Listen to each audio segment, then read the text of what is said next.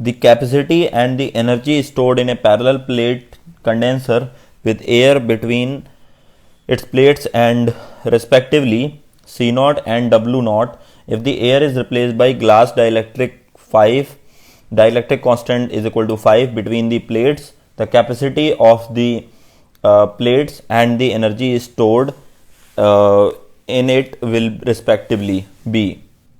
So here what you have to do, we know that for air case, for air we know that that C0 will be epsilon naught A by D, and for dielectric constant, electric constant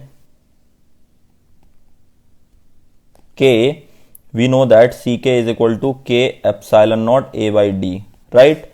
So basically this is given as C0, so this will be K into C0. So similarly, K value is 5, K is equal to 5, so this will be 5 C0. So 5 C0 will be the equivalent capacitance after introducing a dielectric slab. And now what about the energy? So we know that energy is equal to half CV square, or else we can write this CV square divided by C. So this CV will be replaced by Q. So you can write Q square by C. Why I am doing this? Why I am using this formula? Because Q is same. Because C was also changing and V was also changing. So it would be difficult. But Q is same. So we know that initially that is given W0 is equal to half Q square by C0.